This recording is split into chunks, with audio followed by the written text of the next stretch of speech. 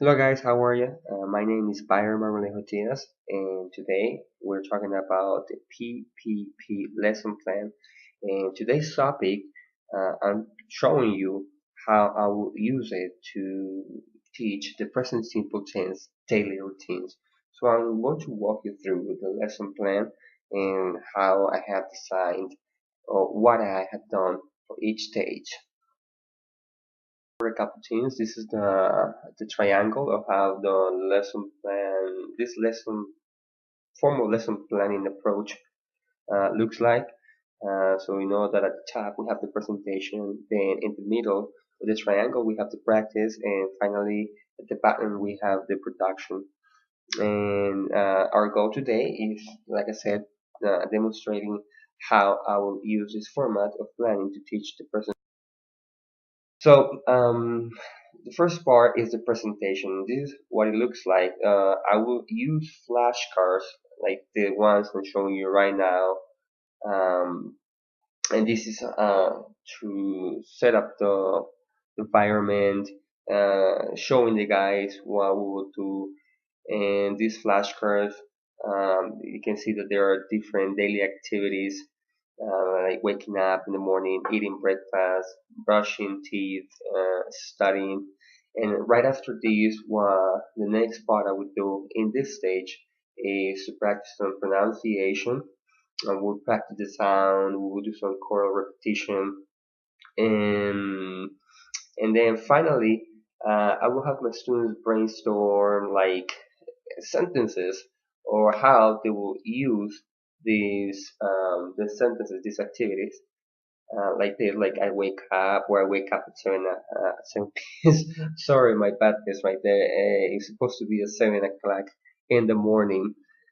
Um, but this is pretty much what I would do in this first stage, the presentation. In the practice, which is known as controlled practice, we'll do like a big activity, a big speaking activity.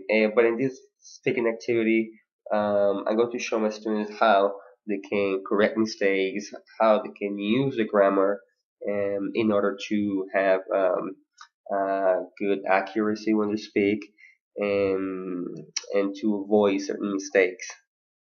So so imagine this group of students over here, and all of them, each one of them is going to receive a phrase, a word. Okay.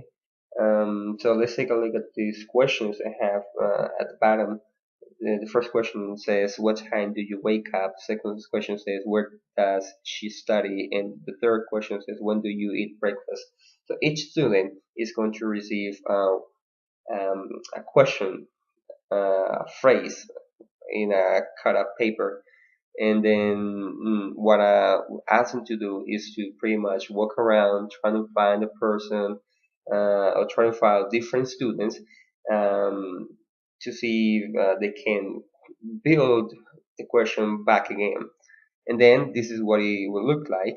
The students will be separated in different groups, and each group will have like matched a different question. And finally, in groups, this is what they will do, what we all will do. We'll answer the questions, do study the meanings of the colors. Like at this point, we'll like concentrate on what each color means, and excuse me, and what does the red color mean? What does the blue color mean?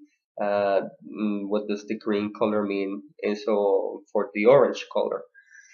And then we'll also work on correcting the answers, and we'll do some correct response over here.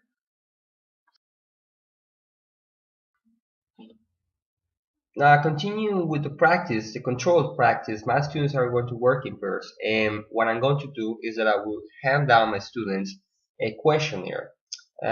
This is a pair work exercise, and you guys can see the first worksheet and the second worksheet over here.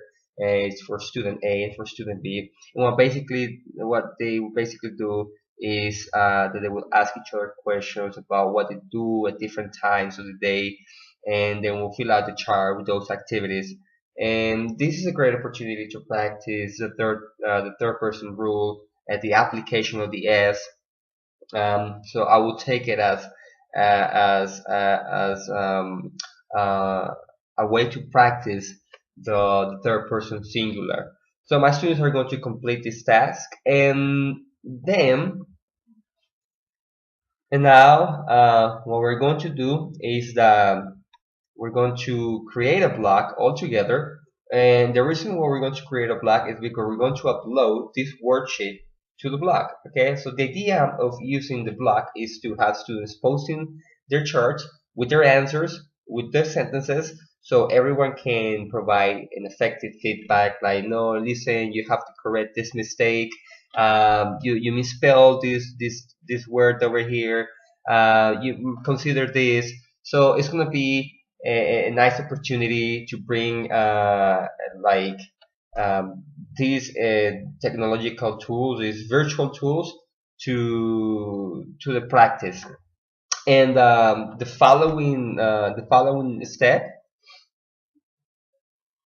um, this is the following step. The following step is the production. And in the production, we're going to do this. This is the part where the guys are going to create a video describing what they do every day, like uh, video showing their daily routines, and it's something that is going to look like this.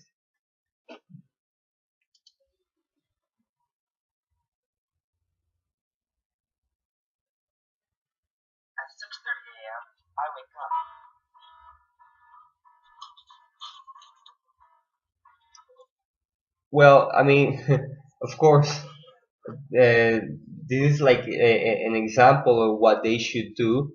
They should describe what they do in a regular day using present simple sentences. And uh, once they finish, they're going to upload their video to YouTube, to a channel on YouTube. And again, let me stop this. The idea here is that the goal is to target the speaking and the listening skills and to have students comment on each other's video as a form of feedback and checking their work. So this will be the production. And finally, if we go back to the first stage, the presentation, we include the vocabulary and then the pronunciation. Then we went to the practice, which was presenting the topic like a more conducted stage in which we're going to practice the grammar, making some adjustments, correcting mistakes, and then the production, which is pretty much them acting. Well, I have to say thank you. Thank you very much for your attention.